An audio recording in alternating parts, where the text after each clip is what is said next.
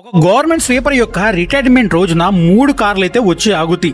మొదటిదేమో జిల్లా కలెక్టర్ది, రెండోదేమో రైల్వే ఇంజనీర్ది, మూడోదేమో ఒక డాక్టర్ది. అక్కడ ఉన్న వాళ్ళందరూ అనుకుంటారు ఇంత పెద్ద అధికారులు ఇక్కడికి ఎందుకు వచ్చారు, బహుశా దారి తప్పి వచ్చుంటారేమో అని చెప్పి ఆ కార్ల దగ్గరికి వెళ్ళి వాళ్ళకి దారి చెప్దామని అనుకుంటారు. కానీ ఇక్కడే వాళ్ళకి ఒక షాకింగ్ ఇన్సిడెంట్ జరిగింది.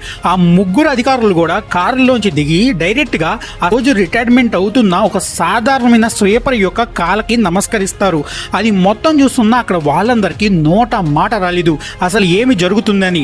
కొద్దిసేపటి తర్వాత అర్థమైంది ఏంటంటే ఆ ముగ్గురు అధికారులు కూడా ఆ స్వీపర్ యొక్క కొడుకులు అని. ఇది జార్ఖండ్కి చెందిన సుమిత్రాదేవి గారి యొక్క నిజ జీవితం.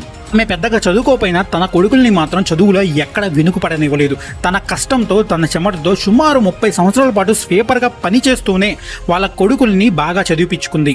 ఆ ముగ్గురు కూడా ఇప్పుడు పెద్ద అధికారులుగా మారారు. ఒకళ్ళేమో కలెక్టర్ అయ్యారు, ఇంకోళ్ళేమో ఇంజనీర్ అయ్యారు, ఇంకోళ్ళేమో డాక్టర్ అయ్యారు.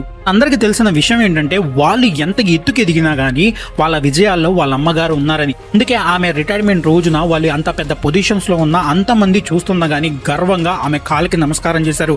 ఈ వీడియో గురించి మీరేమనుకుంటున్నారో కామెంట్ సెక్షన్ లో కామెంట్ చేయండి. వీడియో నచ్చితే లైక్ చేయండి. మరిన్ని ఇన్ఫర్మేటివ్ వీడియోస్ కోసం మన ఛానల్ని సబ్స్క్రైబ్ లేదా ఫాలో అయితే చేస్తూ ఉండండి.